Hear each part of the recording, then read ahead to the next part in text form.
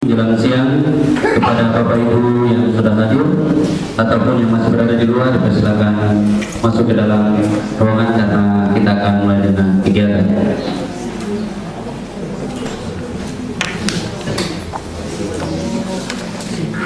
Kita akan mulai dengan kegiatan pelatihan teknik komunikasi, negosiasi dan advokasi yang dilaksanakan di Aula Dinas Kesehatan Kabupaten Jayapura yang bekerja sama atau diberikan oleh USAID kinerja pada tanggal 24 sampai 26 November 2014. Izinkan saya untuk membacakan susunan acara sebagai berikut. Yang pertama doa, yang kedua sambutan kepala dinas, yang ketiga snack dan break, yang keempat materi, yang kelima penutup. Kepada Bapak Kepala Dinas yang kami hormati, terima kasih sudah boleh hadir, dan kepada Ibu Sekretaris Kepala Dinas Kesehatan yang kami hormati, dan yang berikut kepada narasumber Bapak Sutejo, mantan Kepala Dinas Rembang Yogyakarta yang kami hormati. Yang kedua narasumber Ibu Asti, pakar komunikasi dari Mahakarya Prima Arta Indonesia, bersama dalam konsultan PKMK USAID kinerja. Terima kasih, dan kita masuk ke acara yang kedua, yaitu doa. Untuk itu saya akan bawakan dalam doa. Mari kita bersatu dalam doa. Terima kasih ya Bapak, di pagi hari ini kami akan melaksanakan sebagian dari aktivitas kami, tetapi kami serahkan semua kegiatan kami di hari ini. Tuhan Kau menolong, berkati setiap kami dalam kegiatan pelatihan ini Bapak. Kami serahkan semua kegiatan ini dari awal hingga akhir. Kami juga berdoa buat Kepala Dinas, Tuhan Kau memberkati, berikan kekuatan hikmah sehingga ia dapat bekerja sesuai dengan tanggung jawabnya. Begitu juga dengan staf Dinas Kesehatan Kabupaten Jayapura. Kami juga berdoa buat narasumber yang sudah ada yang akan memberikan penyampaian materi. Bapak Kau memberkati sehingga semua yang terjadi hari ini dapat bermanfaat bagi kami. Terima kasih. Kami juga berdoa buat semua yang hadir di saat ini.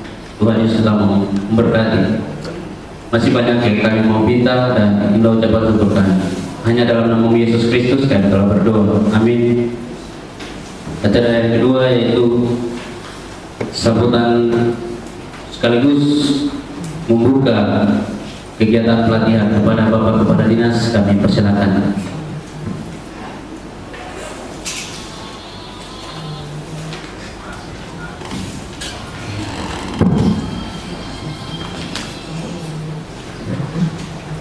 Selamat pagi menjelang siang untuk kita semua. Salam. Assalamualaikum warahmatullahi wabarakatuh.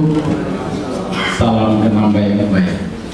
Yang saya hormati narasumber Pak Sutejo. Beliau ini dalam program PML sering lewat Jayapura tapi ke Wamena ya. Mungkin program PML-nya pendampingnya di Wamena ya. Jadi sering ini Pak Sutejo, beliau mantan Kepala Dinas ya, yang saat ini memang sudah pensiun dengan selamat ya. Dan Ibu Astri ya dari PKMK UGM ya, Ibu Sekretaris, para kepala bidang, kepala seksi, Bapak Ibu kepala puskesmas dan teman-teman dari puskesmas yang saya hormati. Kita pada saat ini harus berbangga karena apa yang menjadi rencana tindak lanjut kita ya, ini adalah bukti dari apa yang kita bicarakan, kita inginkan, itu kita laksanakan ya. Bapak Ibu, kenapa tadi memang saya harusnya tadi bisa saya telepon sekretaris untuk membuka acara ini, tetapi saya merasa ini penting sekali karena bagi saya sebuah pelayanan publik itu memang butuh kemampuan orang-orangnya untuk punya kemampuan komunikasi yang baik, ya, komunikasi, advokasi, dan negosiasi. Karena saat ini kita begitu banyak sumber-sumber di tempat kita, ya kita harus mengkomunikasikan, menegosiasikan, dan mengadvokasikan untuk merebut sumber-sumber itu sehingga menjadi kekuatan kita. Itu hal yang sangat penting. Tetapi hal lain yang saya ingat waktu PKM KUGM ini, waktu PML pertama datang ke Papua, saya beritahu bahwa saya punya keinginan juga petugas saya di puskesmas itu punya kemampuan komunikasi yang baik, sehingga ketika nanti berhadapan dengan pasien, maka kemampuan komunikasi ini bisa digunakan untuk meyakinkan pasien, meyakinkan pelanggan bahwa puskesmas ini patut dia kunjungi, patut didatangi oleh mereka, karena komunikasi itu penting sekali. Kata orang-orang pintar, mungkin sebagian kita kalau bisa menguasai komunikasi dan informasi, maka kita sudah menguasai sebagian dari dunia. Kata orang-orang pintar gitu. Tapi ya mari kita kuasai sedikit saja, tetapi itu bisa berguna bagi kita, ya. Saya teringat juga bahwa pelayanan publik itu sangat penting bagi kita untuk pemahaman komunikasi ini. Kadang-kadang memang di tempat sekolah kita, di tempat kuliah kita waktu itu tidak diajari, mata kuliahnya mungkin tidak ada ya, tentang bagaimana berkomunikasi yang baik, ya, bagaimana kita menyampaikan sesuatu, bernegosiasi, melakukan advokasi dengan pelanggan kita, itu mungkin minim sekali. Sehingga kita merasa penting sekali.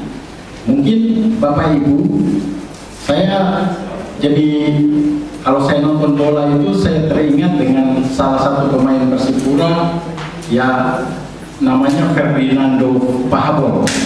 Ya, Bapak Ibu kalau nonton bola bisa lihat Ferdinando Pahabol itu walaupun ditekel dengan keras, ditendang dengan keras, ketika dia berdiri dia tersenyum.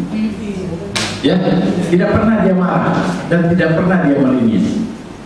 Ya, ini adalah satu ciri bagaimana kalau kita menguasai komunikasi, tetapi dari hasil komunikasi itu menyebabkan kita menjadi ramah, ya, menjadi mudah tersenyum kepada orang walaupun sesakit apa kita diperlakukan. Itu sangat baik. Ya, itu satu contoh dari Ferdinando Pahabol. Saya ketika nonton itu saya belajar dari pengalaman itu bahwa sesakit apapun kita diperlakukan, bagaimana kalau kita tersenyum terhadap pelanggan kita. Mungkin itu modal yang paling baik untuk mencitrakan tempat pelayanan kita. Ya, bagaimana komunikasi kita dengan pelanggan itu ketika kita dicaci maki tapi kita masih tersenyum, masih memberi informasi yang benar, ya, masih tidak maki-maki, ya, tidak keluar seluruh kebun binatang di puskesmas, ya, itu kita harus jaga, ya, karena itu penting, kedewasaan ini penting, ya. Seorang Ferdinando Pahabol yang tingkat pendidikannya tidak tinggi, tapi dia bisa memperagakan bagaimana ketika disakiti dia tersenyum. Ya, ini ilmu hidup yang bisa kita pelajari dan bisa kita nikmati dan kita laksanakan setiap hari dalam tugas kita. Saya sangat berharap Bapak Ibu, kita ini pelayan publik yang bersentuhan langsung dengan masyarakat. Kalau kantor-kantor yang lain lebih banyak mengurus administrasi, kalau kita ini bersentuhan langsung dengan masyarakat. Oleh sebab itu cara kita berkomunikasi, cara kita memberi informasi, cara kita bernegosiasi, dan bagaimana cara kita beradvokasi terhadap orang lain untuk yakin pada kita itu penting sekali, ya, sangat penting. Ketika kita tidak punya kemampuan komunikasi yang baik, mungkin maksud kita lain ditangkap oleh pelanggan lain, ya, maksud kita mungkin tidak seperti yang ditangkap oleh pelanggan, tapi kemudian cerita ke sana, wah, itu suster di puskesmas itu marah-marah terus.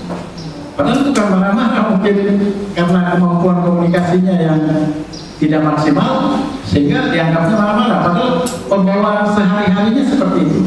Tetapi karena ini ilmu yang bisa dipelajari, komunikasi, maka mari kita belajar. Dan ya tadi ada contoh-contoh yang bisa kita contohi. Kenapa tidak bisa kita lakukan? Kok orang lain bisa lakukan, kok kita tidak bisa ya? Ya, jadi mimpi kita juga beberapa waktu lalu saya sampaikan, cobalah kita, ya mungkin itu pengaruhnya banyak juga kalau kita bisa tersenyum, bisa memberi informasi yang baik, itu pengaruhnya memang di belakangnya banyak sekali. Misalnya mungkin rasionalitas, katakan jumlah kunjungan sangat banyak, tapi belajarlah pada Ferdinando Pablo, walaupun sesakit itu dia masih tersenyum. Ya, bagaimana dengan kita? Itu loh, itu yang saya maksudkan. Mudah-mudahan dengan pelatihan ini beberapa hari ke depan kita mendapat wawasan yang baru untuk nanti ketika kembali ke tempat pelayanan ada perubahan-perubahan yang kita buat. Ya, ketika bernegosiasi juga mungkin sudah berubah. Ya. Ketika kita mengadvokasi sesuatu kepada kepala distrik, kepala kampung, mereka paham dan mau terlibat. Karena komunikasi kita baik, advokasi kita baik, dan negosiasi kita baik. Ketika itu kita bisa lakukan, saya sangat yakin sumber-sumber yang tadinya tidak termanfaatkan oleh kita bisa kita manfaatkan. Sekarang dengan adanya alokasi dana kampung, apalagi sekarang sudah ada Kementerian Desa, iya kan? Yang urus kampung itu ada menterinya. Bapak Ibu yakin bahwa sebentar lagi dana di kampung itu akan besar. Tadi saya pertemuan dengan orang-orang dari Jakarta di atas, mereka sebut di dalam waktu SBY membuat alokasi dana desa itu dipatok dengan PP nomor berapa tadi itu 9, berapa triliun. Itu tidak boleh dirubah lagi. Ternyata keinginan Pak Jokowi sekarang lewat Kementerian Desa itu ingin merubah, dan menterinya membocorkan bahwa kami akan berusaha kampung itu akan mendapat, desa itu akan mendapat dana 30 triliun, sekitar 3 kali lipat peningkatan. Jadi satu kampung itu akan sangat besar. Oleh sebab itu kita di puskesmas, kita di pusku, teman-teman kita harus punya kemampuan komunikasi, negosiasi, dan advokasi supaya bisa merebut sumber-sumber yang tersedia yang tidak termanfaatkan karena ketidaktahuan. Orang kampung juga tidak tahu mau bantu kesehatan itu di sektor mana ya kami mau bantu. Kalau tidak dikomunikasikan masalah kesehatan itu apa? Orang kampung hanya membayangkan masalah kesehatan itu ketika sakit datang ke puskesmas, selesai. Itu masalah kesehatan karena kita tidak berkomunikasi dengan baik terhadap mereka. Padahal masih banyak orang di kampung buang air besar sembarangan. Masih banyak orang di kampung misalnya minum air dari sumber yang tidak bersih. Ya, tidak masak air langsung minum. Masih banyak orang di kampung, katakan persoalan malarianya masih tinggi.